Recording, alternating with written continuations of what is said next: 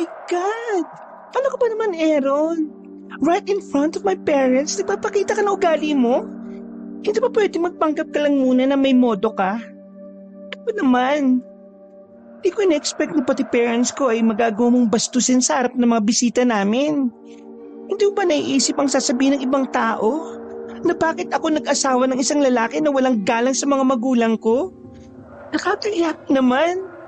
Birthday pa naman ito ng anak mo pero ganyan ang ugali mo? Galit ka kasi ginawa ko yun sa mga magulang mo without asking kung anong sinabi nila sa akin?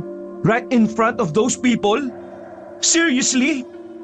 Until now, hindi mo lang ako tinatanong kung kumusta ako matapos kong saluhin ang mga salitang hindi dapat naririnig ng iba. Leah, do you really love me? Kasi kung talagang mahal mo ko at mahalaga ang marriage na ito, mararamdaman ko yun by taking care of my feelings. Kaso wala Never in my life na pinakita mo sa akin ang sincere na pagmamahal. Palagi ka na lang nakafocus sa mga magulang mo. Let's go. Here we go again. Stop with your drama, please. Drama? Hindi lang ito drama, Leah. Isa itong problema na dapat inaayos natin kasi kung hindi, unti-unti tayong magkakalabuan. Bakit pa kasi hanggang ngayon parang wala kang sariling utak? Lagi kang naghihintay sa desisyon ng mga magulang mo para sa pamilya natin. Excuse me! O bakit hindi ba? Mula nang makilala kita, laging nakikialam yung mga magulang mo sa bunang buhay natin. Hanggang sa ikasal tayo, sila pa rin ang nagdesisyon. Ni walang halaga ang boses ko para sa pamilya natin. Hindi naman sila kasali sa ginawa nating pamilya Bakit sila nanghihimasok palagi? Etong birthday ni JM. Di ba wala akong nagawa? Sila na naman ang nasunod. Kahit man lang yung suggestion kong cake na gusto ng anak mo, ayaw nila. Kasi gusto nila sila ang masusunod. Can't you see, Leah? Wala kang sariling utak. At hinahayaan mo lang na mababa ang tingin nila sa akin. Kaya mababa ang tingin nila sa'yo dahil pinili mong maging mababa. Hindi ka nagtapos ng pag-aaral tapos inanakan mo ko. Wala kang trabaho.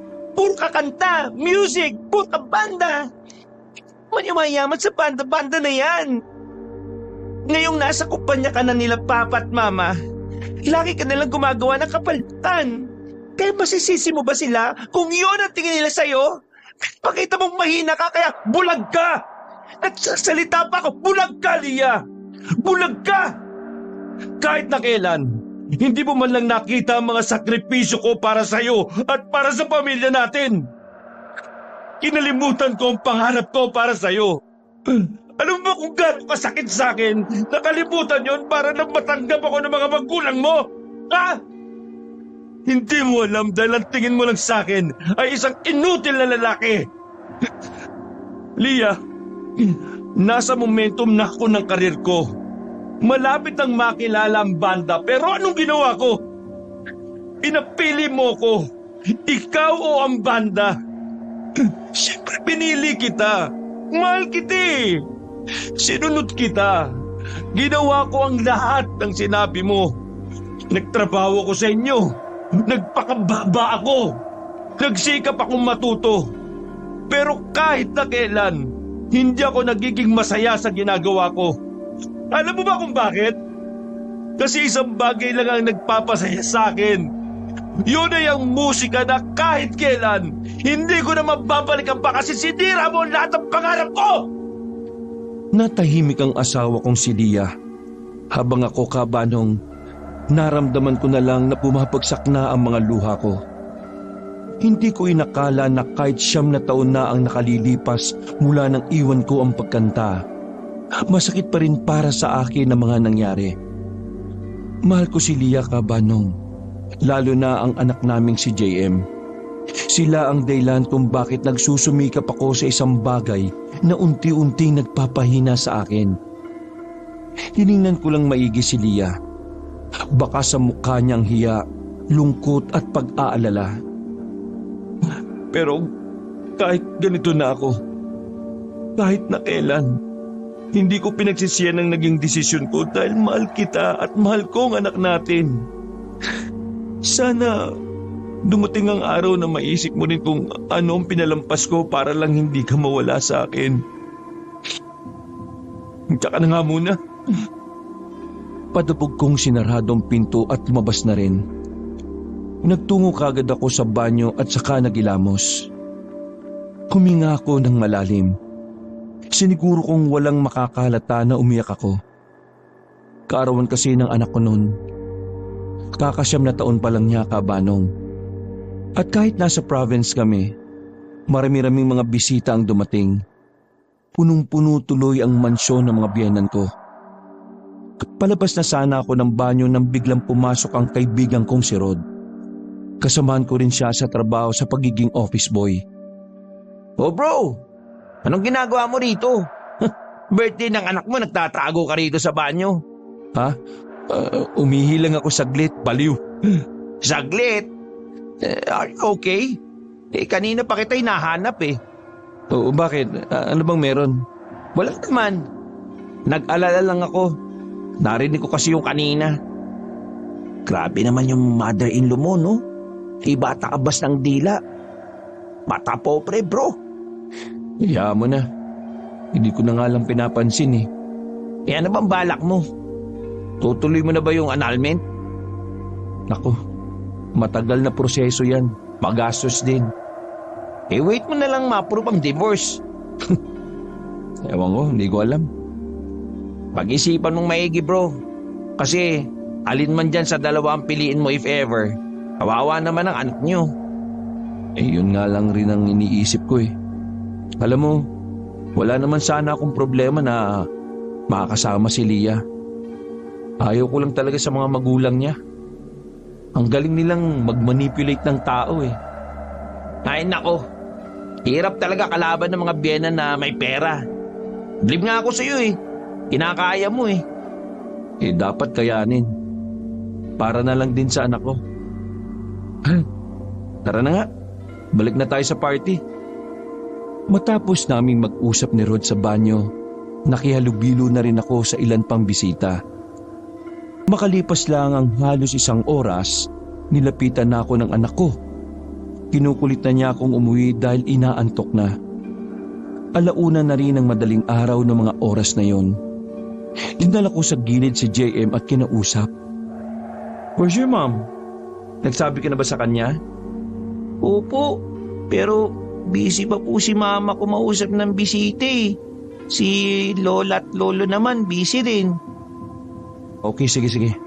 Kung talagang inaantok ka na uuwi na tayo, okay? Kakausapin ko lang yung mami mo para alam niya. Tumango lang siya at pinaupo ko na lang sa gilid. Naawa ko nun sa anak ko, Kabanong. Siya ang may birthday, pero lahat ng bisitang dumating ay puro bisita naman ng biyenang ko. Ang iba naman, mga taga-opisina.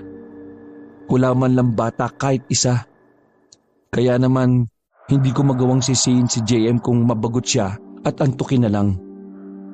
Pinuntahan ko si Leah, pero gaya ng sabi ng anak ko, abalang-abala siya sa pakikipag-usap.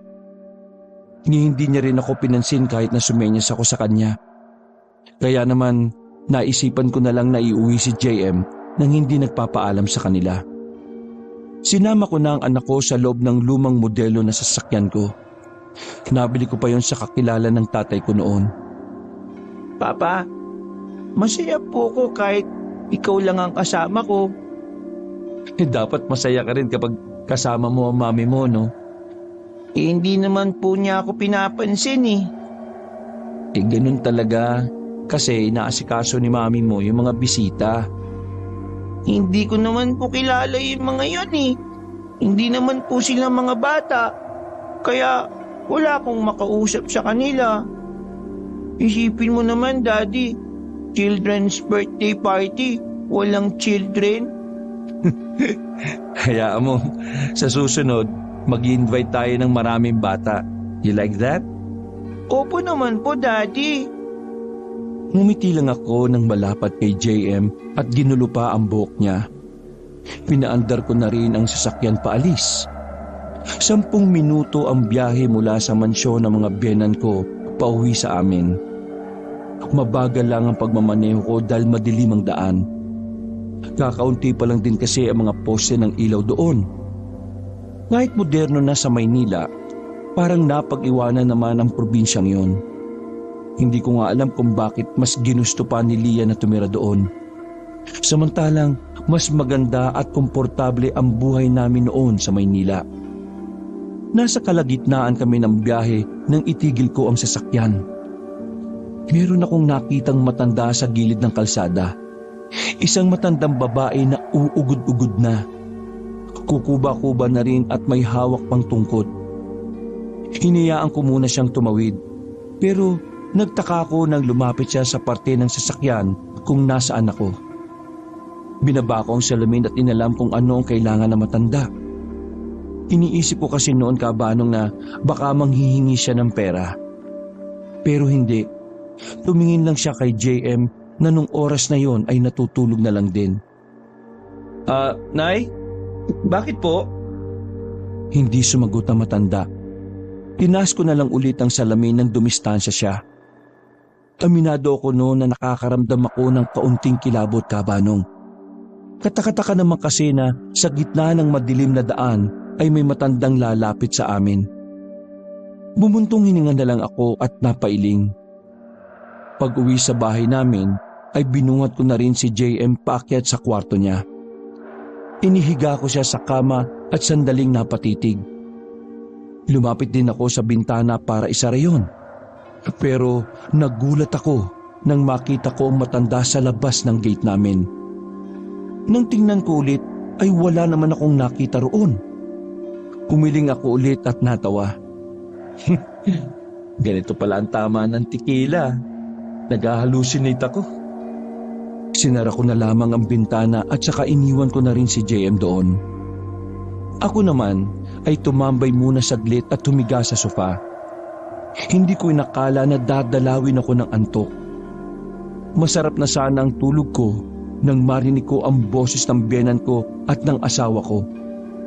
Pagdilat ng mga mata ko, nasa harapan ko si Lia habang galit na galit. Oh, ano bang problema? Bakit kayo sigaw ng sigaw? Nakakabulaho kayo ng tulog ng mga kasambahay ah. Wala kang alam? Nawawala ng anak mo, Aaron? Tapos ikaw nakahilata ka lang dyan? Ang sarap ng buhay mo dyan na parang wala kang anak na dapat intindihin. Ngayon, saan natin hahanapin ang apo ko? Nilipot na namin ang buong Diyos ko naman! Yan ang nangyayari kapag hindi nyo pinapansin yung bata. Sarili niyang birthday, kayo nag-enjoy lahat eh. Hindi ko kailangan ng sermon mo. Kailangan ko... Nasa kwarto na siya, natutulog. Inuwi ko na kanina kasi antok na yung bata. Wala kayong pakialam sa bata eh. Lahat kayo busy sa mga katsika nyo. Bakit hindi ka man lang nagsabi? Nagsabi? Hindi mo nga ako pinansin eh. Tinesenya sa kita kanina na uuwi kami ng bata. Chika ka ng chika. Diyos ko naman oh. Huminga ng malalim si Lia at ang biyenan kong babae. Para silang nabunutan ng tinik. Sa susunod ha, matuto kang mag-abiso sa amin. Nag-alala ko ng masyado sa apo ko. Akala ko nawala na. Akala ko nakuha na ng gumagalang aswang eh. Ma, stop that nonsense! Anong nonsense? Hindi ka aware sa paligid mo, Lia? May aswang sa probinsya natin na nangunguha ng bata.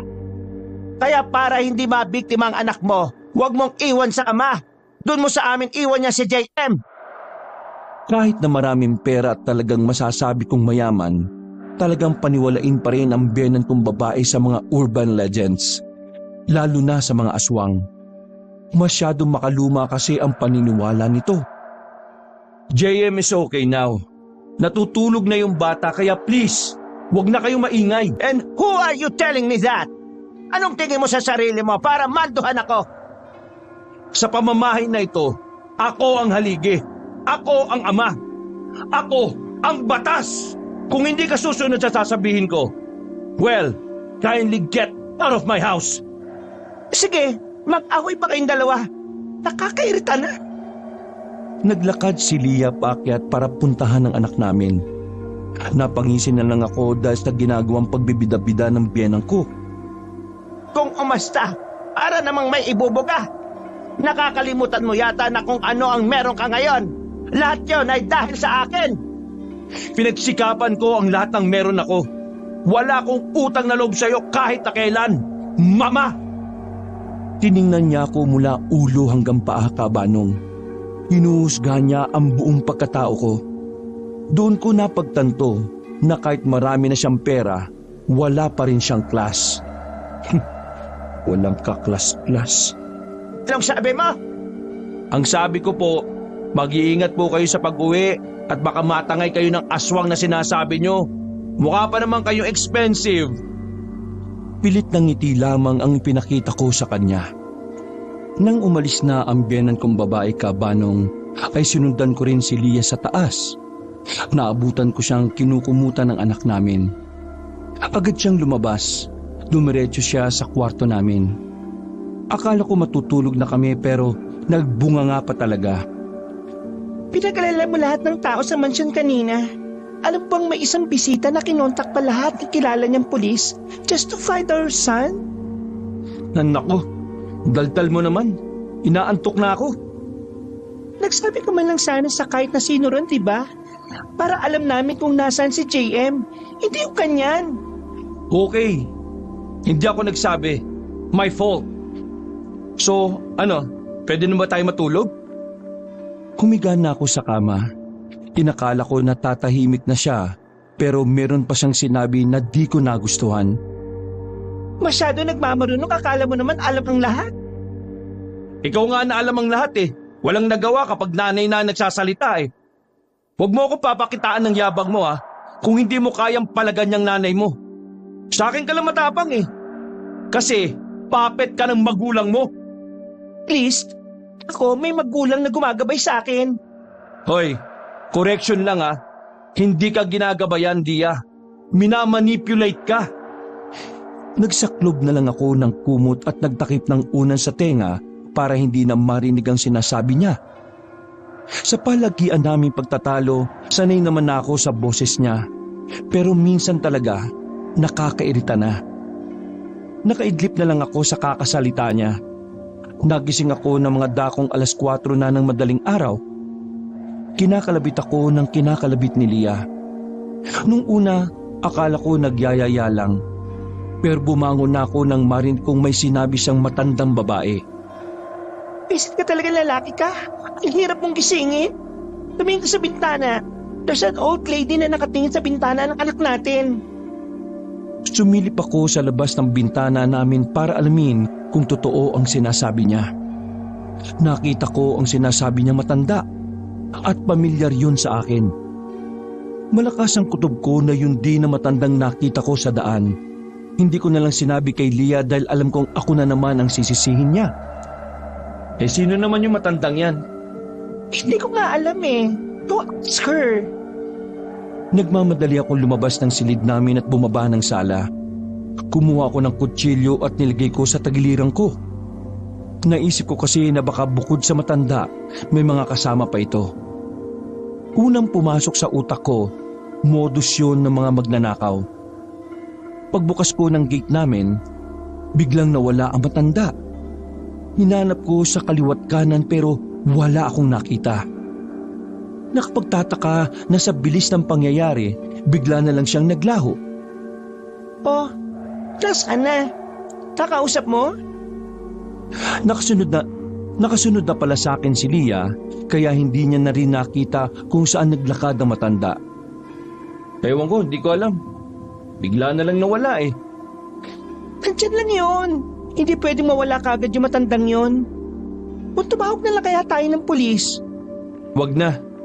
Mamaya guni-guni lang natin yon. Pa, serious issue ito. Tumawag ka kung gusto mo. Basta ako, sasamahan ko na lang si JM sa kwarto niya. Hindi ko na pinakinggan pa ang mga sinasabi niya. Pumunta na lang ako sa silid ng anak namin. Mahimbing na ang tulog ni JM ng mga oras na yon. Pagkahawak ko kay JM, naramdaman ko na kakaiba ang init ng katawan niya. Kaya naman, kinuha ko kagad ang thermometer. May lagnat si JM.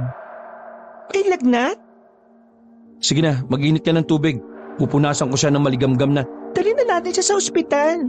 Baka iba na yan. Anong iba na yan? kung ano-ano yung pinag-iisip mo. Simpleng lagnat lang yan. Napagod yan kanina sa kakahintay sa inyo. Ako na lang magpapakulo. At tanga ka pa dyan. Hindi ko na hinintay pa si Lia na kumilos. Bumaba ako ng kusina at nagpakulo ng mainit na tubig. Makalipas lang ang ilang minuto ay natapos na rin ako. Pabalik na sana ako dala ang maliit na timba na may tubig nang makita kong nakabukas pa pala ang gate namin. Naku, nakalimutan ko pang isara ito. Kakainis naman no. Nilapag ko sa lamesa ang timba at saka lumapit sa gate. Nang kaunting siwang na lang ay nasipat ng mata ko ang matanda na nasa kabilang gutter. Kahit na madilim sa kinatatayuan niya, alam kong nakatingin siya sa akin. Naintriga talaga ako, Kabanong. Kaya sa halip na isara ko ang gate ay lumabas pa ako. Pero bigla na lang siyang naglakad paalis. Kataka-taka na mabilis siyang maglakad kahit matanda na. Pagliko niya sa isang kanto, bigla na lamang siyang nawala. Hindi ko may paliwanag kung papaanong bigla na namang siyang naglaho. Kung saan-saan ko dinako ang tingin ko pero wala talaga siya. Sa puntong yun pa lang ay alam ko nang merong nangyayaring hindi tama. Ramdam ko na hindi yun pangkaraniwan. Kabanong, hindi po ko naniniwala sa mga kakaibang nilalang. Pero noong mga sandaling yun ay parang nagbago na ang pananaw ko. Bumalik ako sa bahay. Hindi ko na lang din sinabi kay Lia. Tulad ko, hindi rin naman kasi siya naniniwala sa mga kakaibang bagay. Kaya alam kong kukontrahin niya lang ako kapag sinabi ko yun. Basta alam ko sa sarili ko na hindi normal ang matanda. Oh, kanina ka pa? Bakit ba ang tagal mo? Eh anong gusto mo? 1 minuto lang ako mag-iinit ng tubig. Paano kukulo yun? Tabi nga dyan. Sinimulan ko ang pagpupunas kay JM. Pinilit ko din siyang gisingin para mapainom ng gamot na pambata. Naging maayos naman ang pakiramdam ni JM. Pero nang magising siya, may sinasabi na siyang kakaiba sa amin. JM anak, kumusta ka? Mabigat pa rin ba ang pakiramdam mo? Mami, pumunta po ba siya dito? Napatingin sa akin si Lia. Nagtataka rin siya kung sino ang tinutukoy ng anak namin. Sino ba tinutukoy mo anak? Si lola mo ba? Kanina nandito siya pero umalis na din kagad. Pero hindi po si lola ang tinutukoy ko. Eh sino naman? The old woman. Napaayos ako ng upo sa tabi ni JM. Sa di malaman na dahilan, nagtayuan ang mga balay ni Buko. Anak, baka nananaginip ka lang. Hindi po. Parang narinig ko po kasi siya eh. Nasa tapat po ng bahay natin. Agad akong napatayo at sumilip sa bintana ni JM. Pero wala naman akong nakita sa labas. Hindi na bumalik pa ang matanda. Oh anak, wala naman ah. Anak, alam mo kasi ang mga bata, kapag galing sa sakit, minsan nagkakaroon sila ng hallucination. Daddy can explain what hallucination is, di ba? Ha? Oo, tama ang mami mo. Pero lola mo na lang ang mag-i-explain ng hallucination. Madalas kasi ang lola mo na nakakaranas ng ganun. Pero naman, please. Ngumiti na lang ako. Hinaplos ko na lang ang buhok ni JM. JM, anak, tulog ka na lang ulit. Sasamahan ka na ni Daddy. Sige po, Daddy. Gusto ko po kayo kasama. O Lia, matutulog na kami. JM anak, sabi ka lang kay Mami kapag masama ang pakiramdam mo. Ngumiti lang si JM. Lumabas na rin si Lia pagkatapos. Naging maayos naman ang tulog namin ng anak ko noon. Hindi ko na rin naramdaman pa ang misteryosong matanda, Kabanong. Inaumagahan, nauna na akong nagising kaysa sa anak ko. Babangon na sana ako nang mahawakan ko na naman ang kamay niya. Mainit na naman siya. Paglagay ko ng thermometer, mataas na naman ang lagnat niya. Napadako ang tingin ko sa bintana. Nagtataka ako kung bakit nakabukas yun. Samantalang bago kami matulog ay sinarado ko na yon. Pinuntahan ko si Lia sa kwarto namin, pero wala na siya. Palagay ko ay maaga siyang umalis para pumunta sa opisina. Hindi na ako nagsayang ng oras. Binuhat ko si JM. Dinala ko siya sa sasakyan. Kinakabahan ako noon kasi pakiramdam ko, hindi na yung normal na lagnat lang. Rod, di ba sabi mo may klinik ang tita mo? Tinawagan ko si Rod nung oras na yon. Naisipan ko kasi na dalhin sa family clinic nila ang anak ko. Kapag sa ospital kasi, malayo pa siya sa mismong lugar namin. Pataas na kasi ng pataas ang lagnat ni JM. O bakit? At bang nangyari sa'yo? Hindi ako. Si JM, mataas ang lagnat. Ayaw ko nang idiretso sa ospital to kasi palayo eh. At baka sarado na naman ang daan sa kabila. Pwede ba sa tita mo na lang? Oo, pwede naman.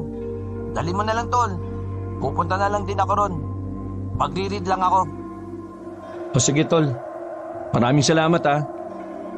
Pinatay ko na kagad ang tawag at saka hinipo ko muna ang noo ni JM.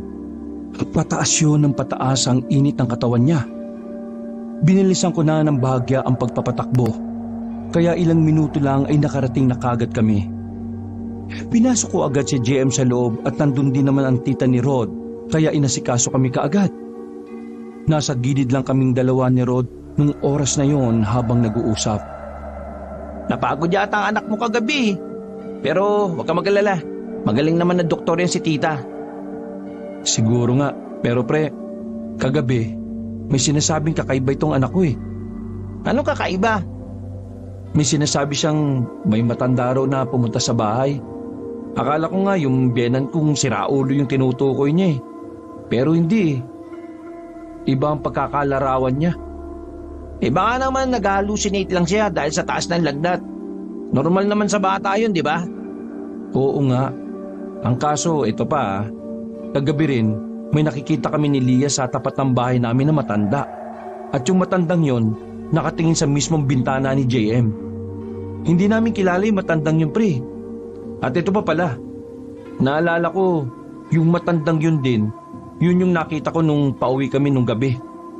Nadaanan ko at hinintuan ko pa nga eh, kasi akala ko mamamalimos. Pero hindi, tumingin lang sa loob. Pagkasabi kong yun ay parang nataranta si Rod. Hinila niya ako palabas ng klinik.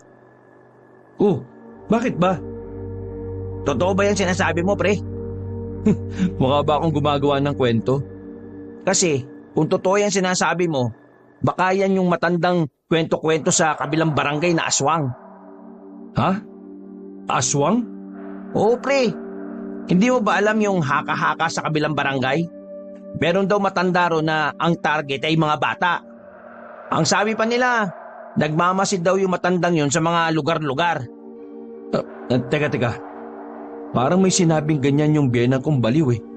Yun nga yung bro. Pero aswang ba talaga yun? Anong pruweba? Sa ngayon, wala pa ako nababalitaan na may nakapagpatunay na.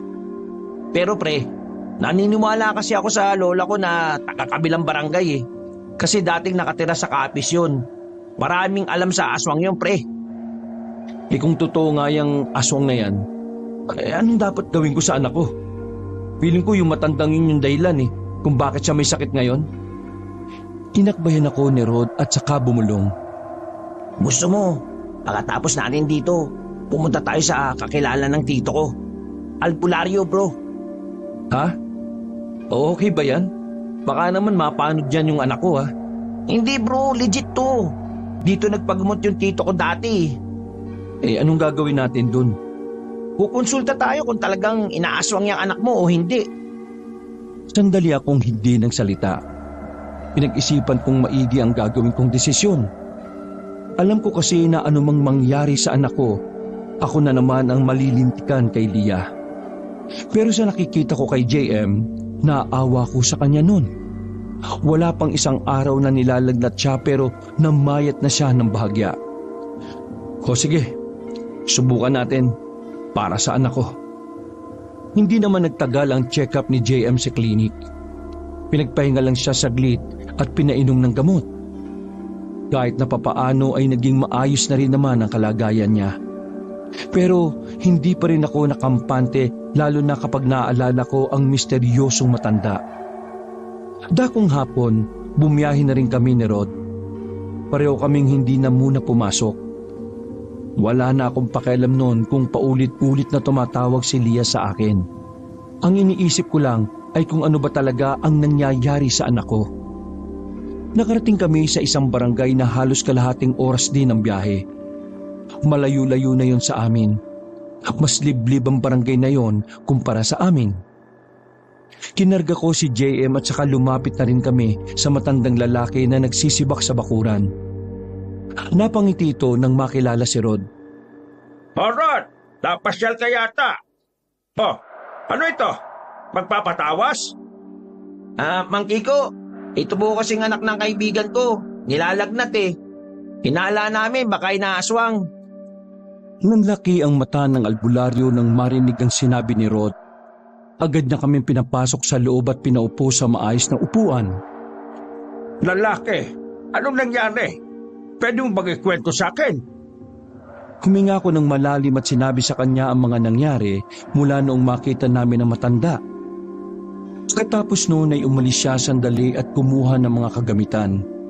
May pinatong siyang maliit na planggana sa lamesa. Nagsindi rin siya ng kandilang itim. Nagsindi siya ng tawas. Ipapatak na sana niya ang kandila sa tubig nang biglang magising si JM. Nagtataka siya sa mga nakikita niya. Pero kalmado naman siya at hindi natataranta. Papa, nasaan po tayo? Anak, nandito tayo sa albularyo para malaman kung bakit ka may sakit. Papa, nakita ko po ulit yung matanda sa kwarto ko po kaninang madaling araw eh. Nagkatinginan ako at si Rod. Kita rin ang pagtataka sa mukha ng albularyo na si Mang Kiko. Anak, anong sinabi mo? Papa, nakita ko siya talaga. Ang sabi niya, sumama raw ako sa kanya. Magsasalita pa sana ako pero bigla nang nagsalita ang albularyo. Iho, may gagawin lang ako ha. Pero hindi naman ito masakit. Ayos lang ba sa'yo? Tumango lang si JM. Kinuha naman ni Mang Kiko ang kaliwang kamay niya. Inusok yun ng karayom ni Mang Kiko at saka pinatak ang dugo sa tubig. Sinunod nito ang pagpatak ng kandila. Tahimik lang kami nag-aabang sa kung ano man ang mangyayari sa tubig. Maghintay labang tayo ng 5 minuto. Lalabas ang resulta. Habang naghihintay tayo, kakausapin ko muna ang anak mo. Iho, bukod sa matanda, ano pang nakikita mo? Matanda rin po, pero nakakatakot po ang itsura niya. Sa panaginip ko po nakita ko yung nakakatakot. Pero po yung matanda na isa, nakita ko po sa bahay. Pumasok nga po siya sa bintana habang natutulog kami ni Papa eh. Nagtayuan ang mga balahibo ko nang marinig ang sinabi ng anak ko. Tumama ang hinala kung nakapasok nga ang matandang yon sa silid niya. Lalaki, kailangan mong ilayo sa lugar ninyo ang batang ito. Nakatingin lang ang albularyo sa planggana. Nanlalaki ang mga mata. Tingnan niyo ang resulta. Sumilip kami sa tubig. Naghugis parang tao na may sungay ang pinatak na kandila. Tapos sa gilid naman, mayroong imahe rin ng parang bata. Sa oras na yun, kabanong, napayakap na lamang ako sa anak ko. Kinikilabutan ako. Hindi naman talaga ako naniniwala sa mga ganoong klase ng bagay. Pero noong mga oras talaga na yun, parang tuluyan na talagang nagbago ang pananaw ko. Napalunok na lang ako ng laway dahil sa kaba. Inaaswang ang anak mo, lalaki. Kung hindi mo siya ilalayo sa lugar ninyo, hindi siya titigilan ng aswang hanggat hindi ito nakukuha ang gusto nito sa anak mo. Wala po bang ibang paraan? O wala ka bang ibang pwedeng ibigay sa akin na pangontra? Alam mo kasi, maraming taon na mula nang huli akong nagbigay ng pangontra laban sa aswang. Kung makakapaghintay ka aabutin ng 3 hanggang 4 na araw ang pagkuha ko ng mga pangontra. Sa ibang tao ko rin kasi bibilin yon. Ayos lang ho. Basta sigurado at epektibo. Handa akong magbayad at maghintay kahit na gaano pa katagal. Basta hindi lang mapahamak ang anak ko. Ay, sige. Sa ngayon ang magagawa ko lang sabihin sa iyo ang lahat ng mga improvised na pangontra. O sige po, maraming salamat po. Matapos ipaliwanag sa akin ni Mang Kiko kung ano ang mga dapat kong gawin, umalis na rin kami.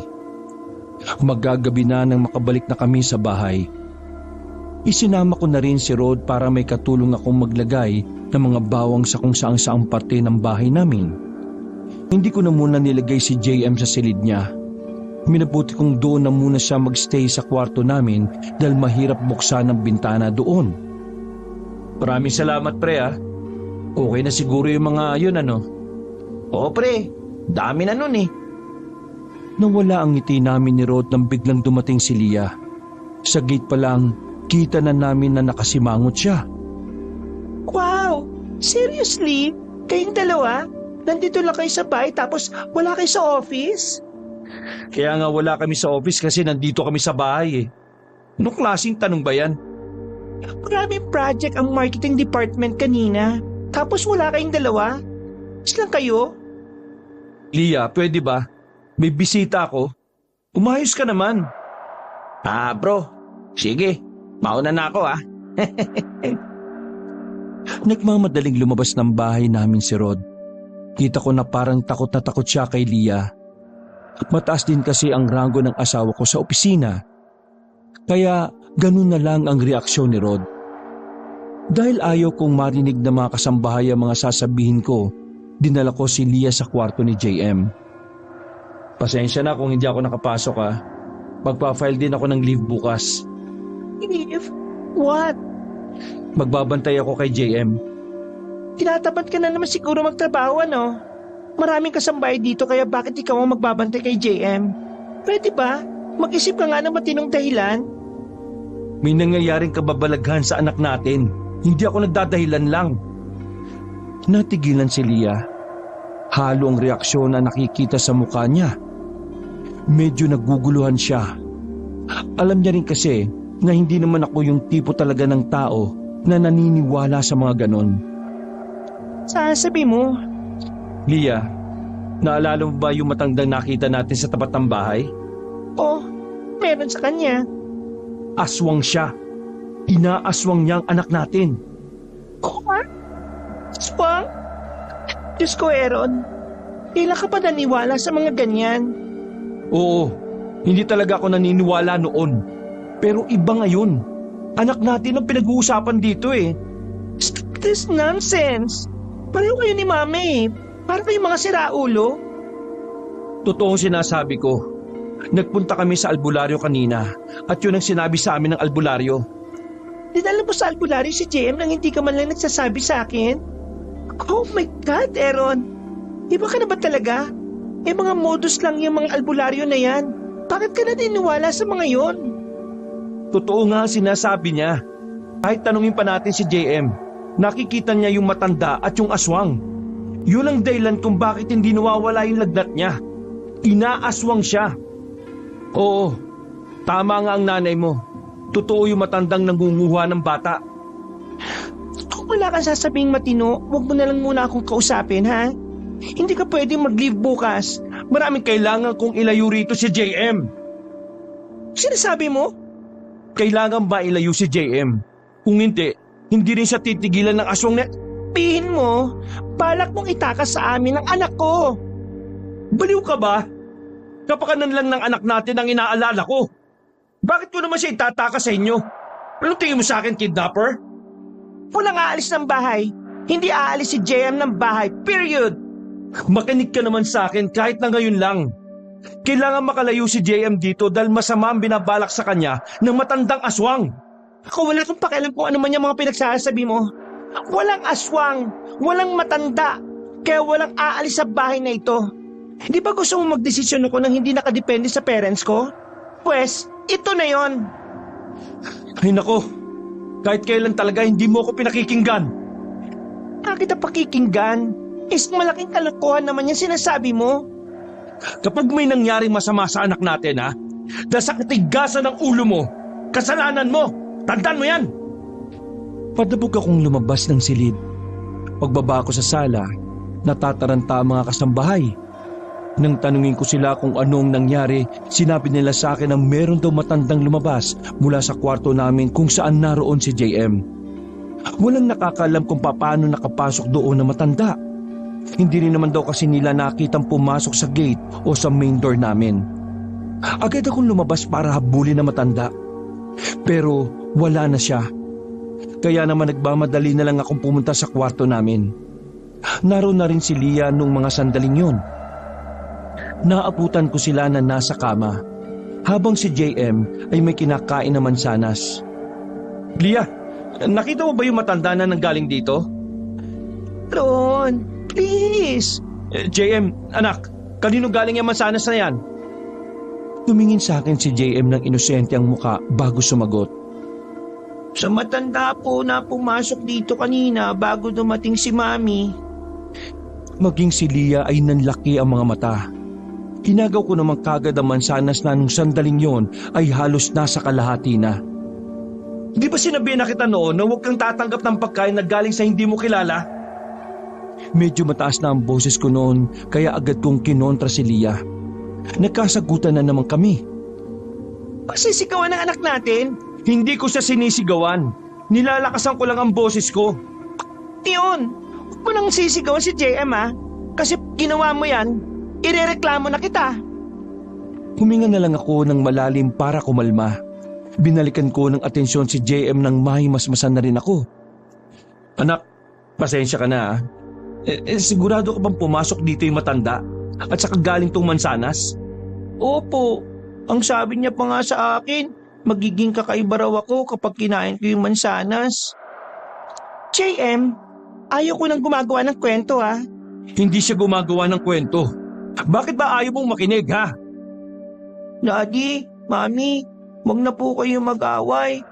Ang sabi kasi ng matanda, kapag daw nag-aaway ang magulang, lalapitan ng masasamang elemento ang anak. Oh, kita mo na? Buti pa ang anak mo marunong umintindi. Halika nga rito anak. Dadaling kita ulit sa albularyo. Masama ang kutob ko. Ay Aaron, sa ospital mo dalhin ang anak mo. Bakit doon sa albularyo?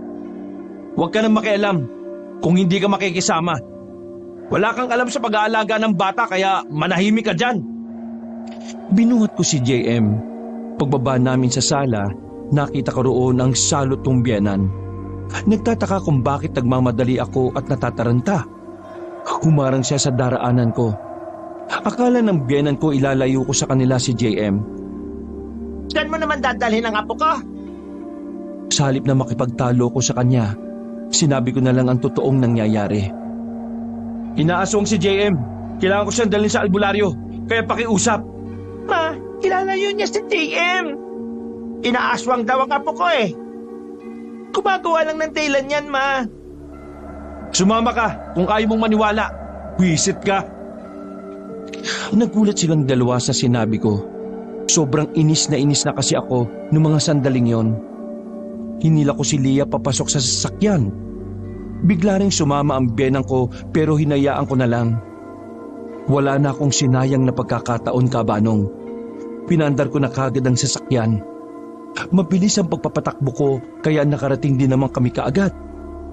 Mabuti na lang, naabutan pa rin namin si Mang Kiko. Dali-dali akong pumasok sa bakuran habang karga si JM. Mang Kiko, tulungan niyo po ako. Skit, kakakita lang natin kanina. Nakapasok yung matanda sa bahay namin kanina. Pinakain niya ng mansana si JM. Nagulat ang albularyo. Pabalik-balik ang tingin niya sa akin at kay JM. Bakit to? Ano pong problema? Diyos ko, Panginoon, ang anak mo, niyag daw ng aswang. Sumingit bigla ang biyenang ko. Yang daw, sigurado ka ba dyan? Bakit? Alam niyo ba kung ano ang yang daw? Yan ang ginagawa ng aswang para magparami. Tama po kayo. Teka, ano sasabi ninyo? Yang daw, nangyari sa anak ko. Huminga ng malalim si Mang Kiko. Kinakabahan ako sa reaksyon ng kanyang muka. Pakiramdam ko may hindi magandang mangyayari sa anak ko. Pero pinilit ko na lang munang kumalma. Kung hindi maagapan, ang inyong anak ay magiging aswang din. Napakapit ako sa lamesa. Parang nanghina ang tuhod ko sa narinig ko, Kabanong. Ang biyenan ko naman ay napayakap na lang din kay JM. May alam po ba kayong paraan para hindi humantong sa ganon? Pakiusap, Mang Kiko. Sabihin niyo sa akin, tulungan mo kaming hindi maging aswang ang anak namin. Wala akong kaalaman sa pag-alis ng Yanggaw. Pero susubukan ko kung gagana ang alam kong paraan. Pero huwag kayong aasa na 100% na magiging epektibo yon. Napalunok na lamang ako ng laway sa sinabi ng albularyo. Sobrang nag-alala at kinabahan ako para sa anak ko noon. Si Lia naman, hindi pa rin siya naniniwala sa lahat ng nangyayari. Nagmamatigas pa rin siya kahit mismong nanay na niya ang nagsasabi na nasa alanganing lagay na si JM. Kung meron ng sakit ang anak natin, doktor ang kailangan niya. Hindi albularyo. Please lang, itigil niyo na ito. Mrs., may mga bagay na hindi kayang gawin ng isang doktor. Isa na roon ay ang Yanggaw na dulot ng mga aswang. Kung dadalhin natin ang anak ninyo sa ospital, mas lalo na itong malalagay sa alanganin. Mas mapapabilis ang pagiging aswang ng bata. Pwede ba, Lia? Matuto ka naman makinig sa ibang tao. Hindi sa lahat ng oras ikaw ang magaling. Kahit tanungin mo pa yung mama mo, ito ang pinakamagandang gawin para sa bata. Tumingin si Lia sa biyenan ko. Hindi siya nito kinakampihan. Sa unang pagkakataon, pakiramdam ko ay ako ang pinakikinggan ng nanay niya. Lia, ito ang tamang gawin para kay JM. Wala kang alam sa mga aswang. Kaya makinig ka na lang sa nakakaalam, pwede ba? Hindi naman kita pinalaking tanga. Hindi nga ako tanga para maniwala sa sinasabi nitong taong to. Mali ko ba dyan kung modus lang yan? Marami nang manluloko ngayon. Hindi ako papayag sa gagawin ninyo. Dadali ko sa doktor ang anak ko. Wala kayong magagawa. Subukan nyo kumontra. Sasabihin ko sa mga pulis na ginagawa nyo eksperimento ang anak ko. Ay naku naman. Umiral na naman yung feeling magaling na ugali mo eh. Lia naman, kapakanan ng anak natin ang nakasalalay rito. Makinig ka naman sa akin kahit na ngayon lang. Saka lang ako makikinig sa'yo kapag may matino ka ng ginagawa sa buhay mo. Wala kaming nagawa ng biyenan ko nang kunin niya si JM sa akin. Nakipag-agawan din siya sa akin sa susi. Pero sa huli ay nakuha niya rin. Bumuntong hininga na lamang ako, Kabanong. Kahabol pa sana ako pero hindi niya ako pinasakay kahit nasasakyan ko naman yon. Kasama kong naiwan ng biyenan ko na kung makatingin na naman ay para kong hinuhusgahan. Kung nag-aral ka sana ng maayos at hindi ka puro banda-banda at kanta-kanta, di sana may authority ka sa asawa mo. Ang kaso wala. Kaya hindi ka pinakikinggan ng asawa mo eh. Kasi ang baba mo sa paningin niya. Alam niyo ba kung bakit ganun ang tingin niya sa akin? Kasi nilason niyo ang utot niya. Ngumisi ako sa kanya. Naiinis siya sa akin. Pero si Mang Kiko na lamang ang pinagtuunan ko. Mang Kiko, pahingin na lang po ako ng contact number ninyo. Tatawag na lang ako kapag nagkausap na kami ni Mrs. Tumango lang si Mang Kiko sa akin. Bago ko umalis, tiningnan ko pa nang nakakaloko ang biyenan ko. Sandali, paano pala ako makakauwi? Mayaman ka naman, di ba? Titawagan mo yung driver mo, magpasundo ka dito. Naglakad na ako paalis at pinabayaan ko na siya roon. Alam ko naman kung saan ang sakayan kaya nakabiyahe kagad ako. Pagka-uwi ko sa amin, hindi ko inabutan si Lia at JM sa bahay. Palagay ko, diniretso niya na sa ospital ang bata. Habang wala pa sila, lumabas ako ng bahay namin at naglakad-lakad. Nagbabaka sakali lang ako na baka makita ko yung misteryosang babae. Dahil medyo liblib sa lugar namin, kakaunti lang ang mga bahay na nadaanan ko. Karamihan pa gawa sa kahoy. Yung bang parang pamprobinsya talaga ang tema ng bahay. Ay nako, bakit ba kasi dito pa kami tumira? Sira ulo kasi talaga tong biyenang ko eh. Nang mapagtanto kong malabo ko nang makita ang matanda, naglakad na lang ako pabalik sa amin. Sakto naman na pagdating ko ay nakauwi na rin ang mag-ina ko. Nakatulog na si JM na mga sandaling yon. Agad kong kinausap si Lia. At kagaya ng inaasahan ko, hindi pa rin siya nakikinig sa akin. Sa halip, mas pinilit niya pa rin na isang malaking kalokohan ang pagpapatingin sa albularyo. Nasa kwarto na kami nang kunin ko ang dalawa kong unan. Sa silid ako ni JM matutulog para kahit na papaano ay mabantayan ko siya. Oh, saan ka pupunta? Sasama ko matulog si JM. Babantayan ko siya. Hindi kasi ako kagaya ng ibang magulang dyan eh. Saka lang nagkakaroon ng concern sa anak kapag may nangyayari ng hindi maganda. Ikaw ba pinariringgan mo? Eh sino ba nakakarinig? Pilit na tawa lamang ang pinakita ko sa kanya. Nagmamadali akong lumabas ng silid namin at saka nagtungo kay JM. Maimbing na ang tulog niya noon. Nakabalandra sa kama kaya sa sahig na lamang ako humiga. Sa dami ng nangyari sa araw na iyon ay madali akong dinalaw ng antok. Mababaw lang ang tulog ko noon kahit na antok na ako.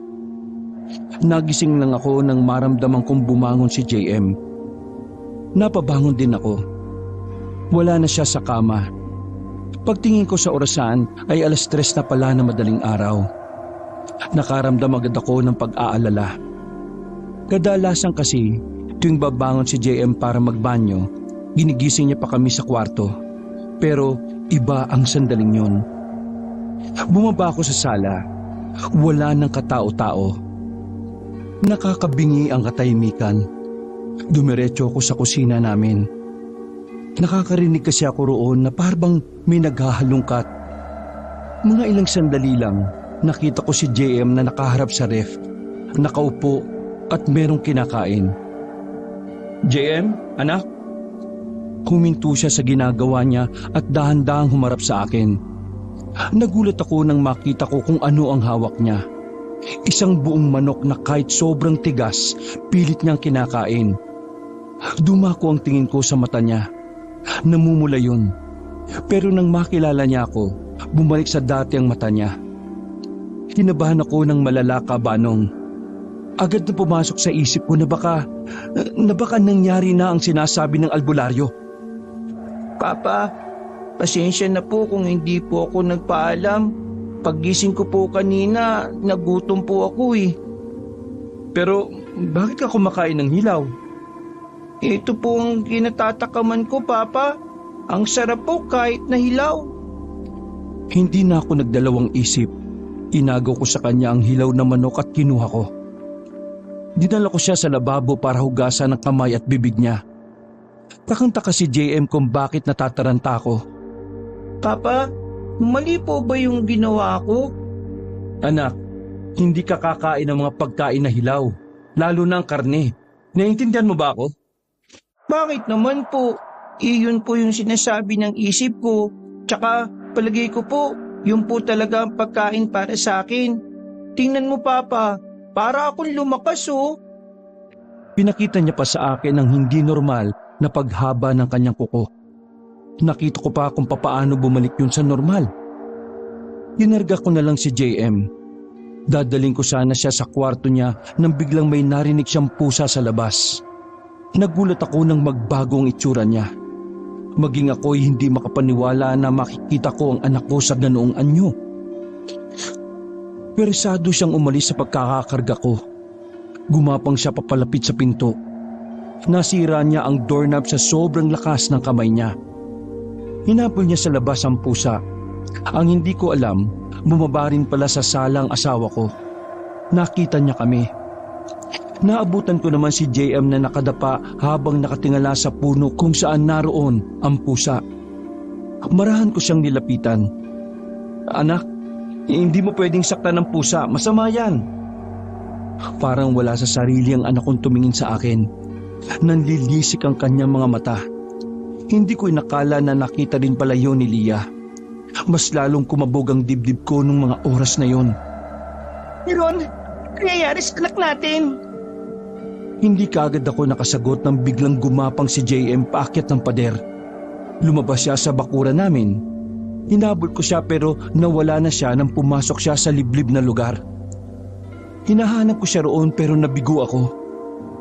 Galit na galit ako nang balikan ko si Leah sa amin. Parang gusto ko na siyang saktan sa mga oras na yon, pero nagpipigil lang ako. Kasalanan mo lahat ng ito eh. Kung nakinig ka lang sana sa akin, maagapan pa sana ang anak natin. Tingnan mo! Nakita mo naman ang nangyari, hindi ba? Ano? Sabihin mo nga sa akin, magagamot pa ba ng doktor ang ganon? Ha? Aswang na ang anak natin, Lia! Dahil yan sa'yo! Hindi siya makapagsalita. Iiyak-iyak lang siya sa gilid na parang tanga. Ano? Magsalita ka! Sabihin mo sa akin ngayon kung ano ang dapat nating gawin. Magaling ka, di ba? Alam mo lahat, di ba? Ano, Lia? Magsalita ka ngayon. Naririnig mo ba ako? Sumagot ka!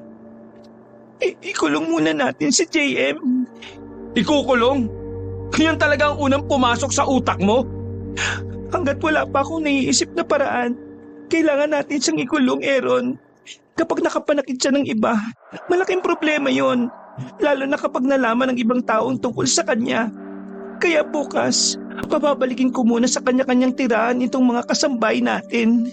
Walang pwedeng makaalam nito.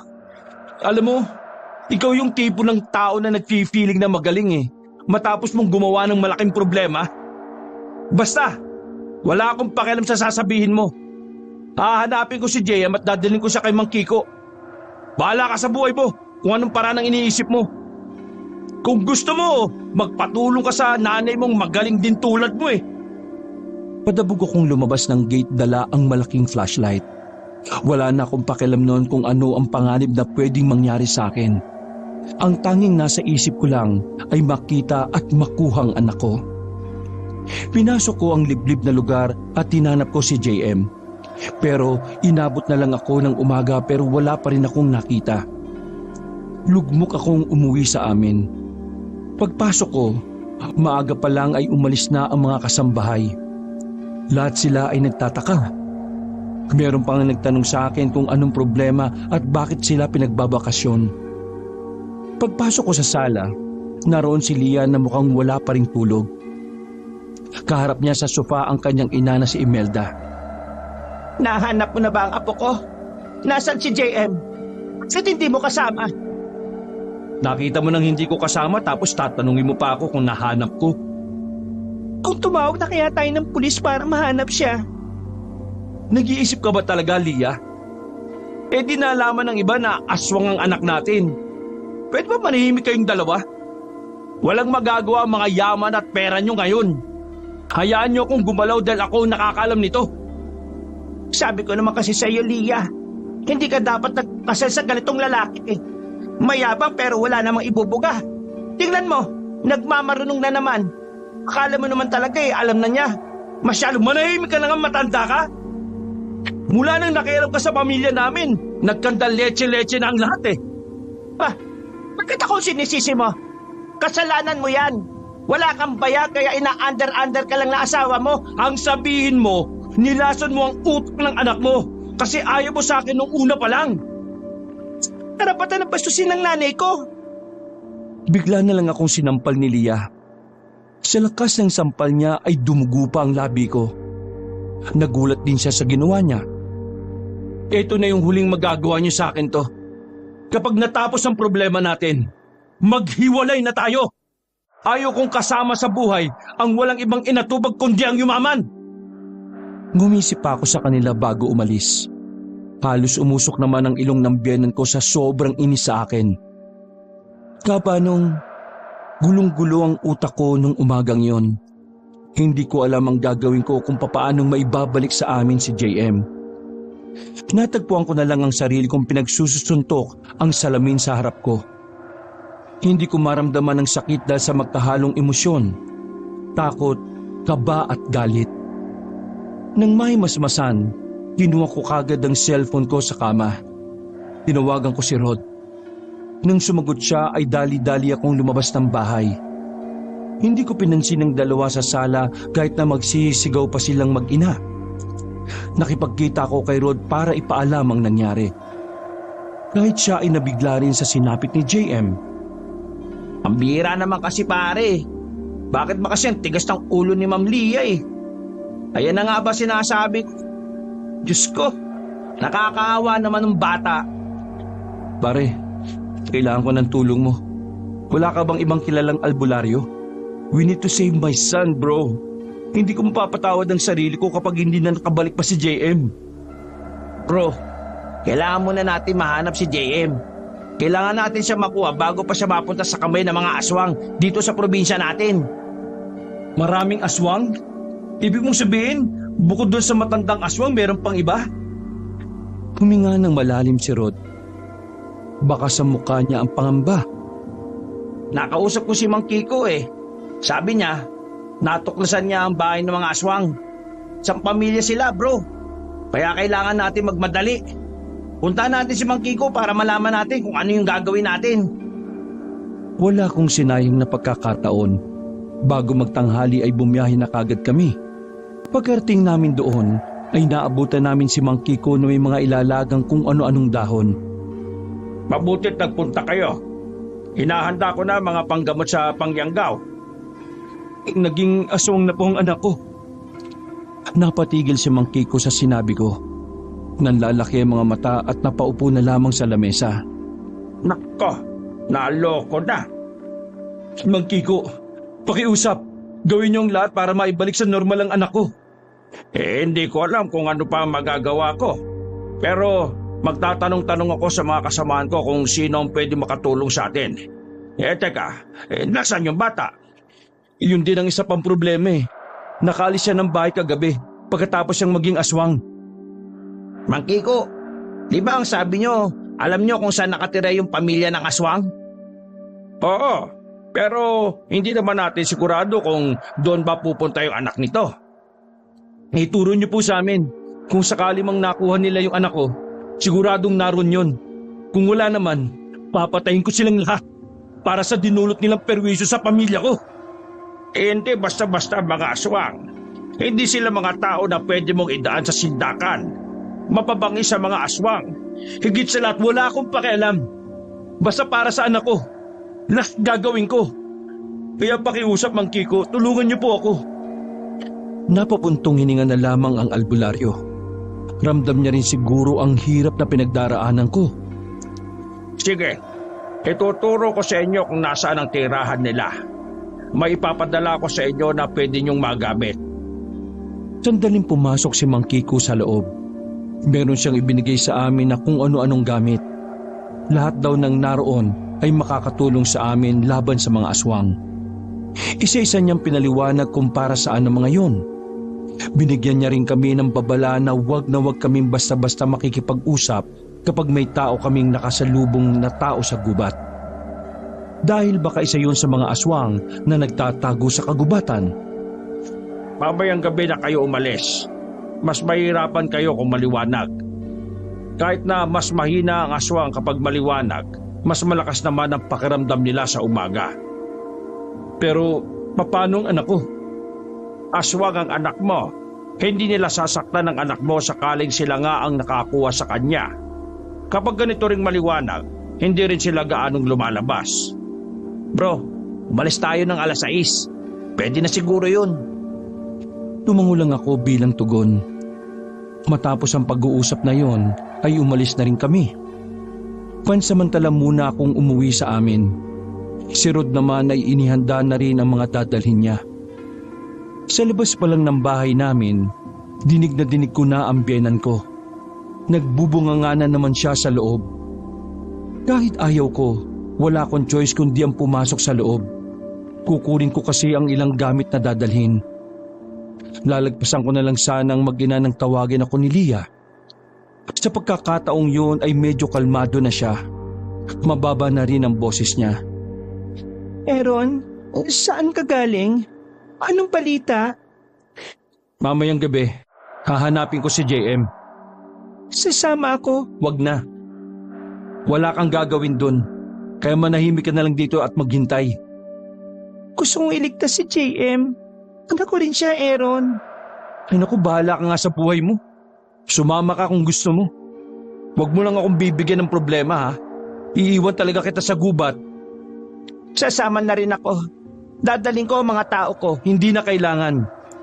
Problema namin to. Hayaan mo kaming resolbahin ito nang hindi kayo nakikialam. Pakiusap lang. Natameme ang biyenan ko sa sinabi ko. Himala rin naman na hindi ako kinontra ng asawa ko noon. Mabilis na lumipas sa mga oras. Sumapit na rin ang 6:00 ng gabi. Kasama si Leah, pumasok na kami ni Rod sa kagubatan. Bro, bakit hindi mo naman sinabi na kasama yang si Ma'am Leah? Sinama ko na. Baka sabihin na naman niya ipapahama ko si JM.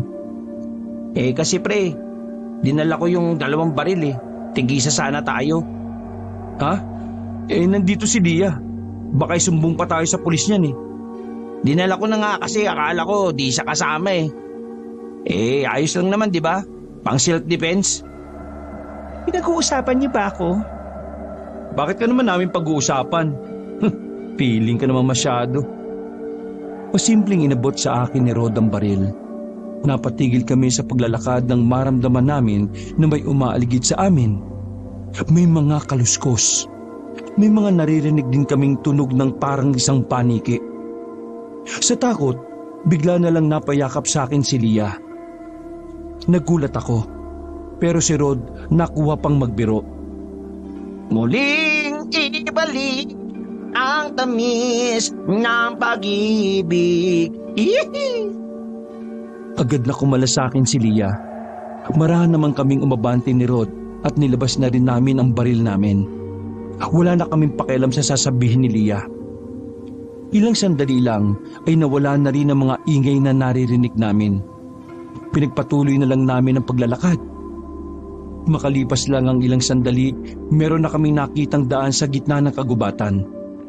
Napatigil kami nang makitang meron ding taong naglalakad doon. Malakas ang kutob ko na aswang tong 2 to. Paano mo naman nasabi? Basta, sundan na lang natin. Sinundan namin ang 2 lalaki na naglalakad. Di kalaunan ay nakarating na kami sa isang bahay na katamtaman lang ang laki. Sa bakuran pa lang, nakita na namin sila na naroon. Buong akala namin ay ligtas ang pinagtataguan namin.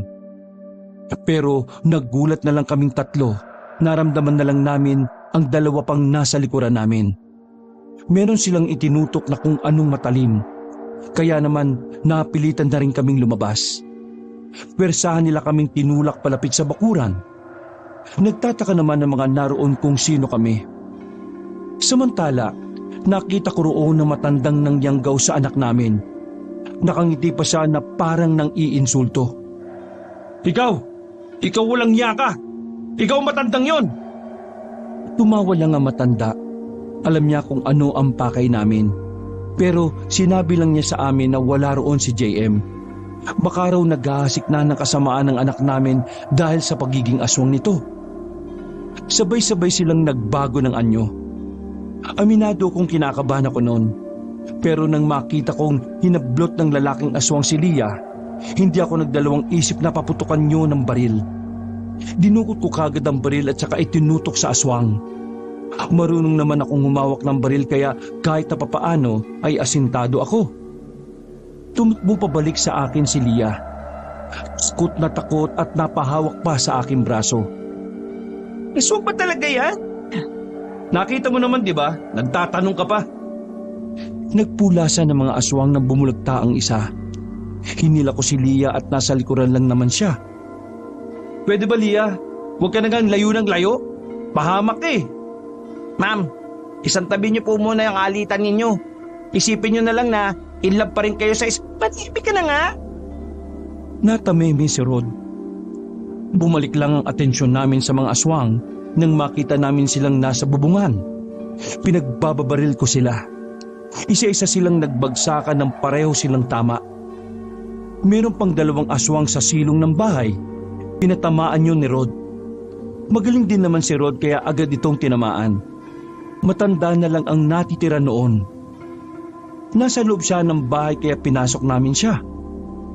Nasa isang sulok siya na parang takot na takot. Nagmamakaawa siya sa amin na wag namin siyang papatayin. Kaya naman naisipan kong gawing pagkakataon yon para malaman kung papaano maibabalik ang anak namin sa dati. Hindi ka namin tutuluyan kung sasabihin mo sa amin kung paano may babalik ang anak namin si James sa normal. Sabihin mo! Kung hindi, Hindi ako magdadalawang isip na iputok sa ito. Natataranta siyang binuksan ng isang maliit na drawer. May kinuha siya roon garapon at nilapag sa lamesa. Sinabi niyang yun daw ang makakapagpawala ng yanggaw sa bata. Kaya naman agad kong kinuha ang garapon. Hindi ko alam kung totoong yun nga, pero desperado na ako noon. Siguraduhin mo lang na ito yun, ha? Kasi kung hindi, babalikan kita. Pasasabugin ko ang ulo mo. Yan lang gamot sa yanggaw. Nagsasabi ako ng totoo. Huwag niyo lang akong patayin. Palabas na kami ng bahay nang bigla niya kaming atakihin. Humaba ang buhok niyang kulay puti. Parang naging kamay niya yon dahil naagaw niya ang baril namin at itinapon sa malayo. Kakaiba ang itsura ng matanda. Mas nakakatakot siya kumpara sa mga naunang aswang. Binitin niya kami patiwarik. Nasa aktong itutusok na niya sa amin ang mahaba niyang kuko nang biglang may dumating. Napitiwang kami na matanda. Pagtingin namin ay si JM ang nakita namin. Kinalmot niya ang matanda sa muka. Nang mawala sa focus ang matanda ay hindi na ako nagdalawang isip na kunin ng itak sa gilid. Tinaga ko siya sa leeg na naging dahilan ng kanyang pagbagsak. Niyakap ni Leah si JM kahit na aswang pa rin ang anyo ng aming anak. Kinuha ko kagad ang garpo na panggamot di umano sa yanggaw. Mamaya na kayo magyakapan. JM, anak, alisin natin ang pagiging aswang mo, ha? Makakabalik ka na sa dati, okay? Tumango-tango lang ang anak namin. Sigurado ba tayo dyan? Kinakabahan ako. Naiiyak na si Leah sa mga sandaling yon. Sa totoo lang, Kabanong, nag-aalangan din talaga ako noon. Alam kong napakalaking sugal na maniwala ako sa matandang aswang. Pero nilakasan ko na lang ang loob ko at pinagsadyos ang sandaling yon. Leah, kailangan nating sumugal. Kung wala tayong gagawin, baka habang buhay ng aswang ang anak natin. Hindi ko nakita kay Leah noon na tututol siya. Yun ang unang pagkakataon na hinayaan niya akong magdesisyon para sa anak namin. Binuksan ko ang garapon. Nagdasal ako saglit bago ko ipainom kay JM ang nasa garapon. Maya-maya lang, nagulat na lang kami nang biglang mangisay si JM ng halos 2 minuto. May lumabas din na kulay green na likido sa bibig niya. Kaya ang inakala namin na laso ng anak namin. Pre, anong nangyari? Diyos ko, Aaron! Natin! Tignan mo anong nangyari! Aaron! Ilang beses kong inalok-alok si JM pero hindi siya nagkakamalay. Hindi na ako nagsayang ng oras. Pinasan ko si JM. Hindi. Naniniwala akong makakaligtas siya. Puntahan natin si Mang Kiko, dali! Tinakbo namin ang daan. Habang patagal ng patagal, nararamdaman kong unti-unti nang nawawala ang hininga ni JM. Sabi ko sa sarili ko noon, hindi ko mapapatawad ang sarili ko sakaling hindi na magising ang anak ko.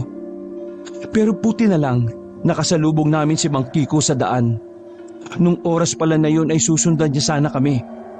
Mang Kiko, anong nangyari sa anak ko?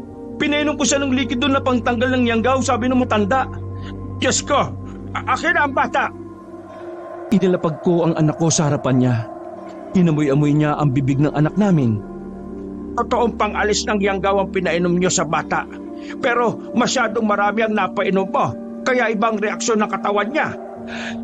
Ano pong pwede natin gawin para magising siya? Hayaan niyo lang siyang sumuka. Wala namang masamang nangyari sa kanya. Normal lang ito. Pero nagtataka ako, bakit niya binigay sa inyo ang gamot? Kasi ito talaga ang gamot na tanging mga aswang lang din ang nakakagawa. Tinutukan kasi ni Aaron ng baril yung matanda eh. Sinasabi mo bang ligtas na ang anak ko? Na magiging tao na ulit siya? Tumango-tango ang albularyong si Mang Kiko. Oo. Sa ngayon, naglalakbay pa ang gamot sa katawan niya.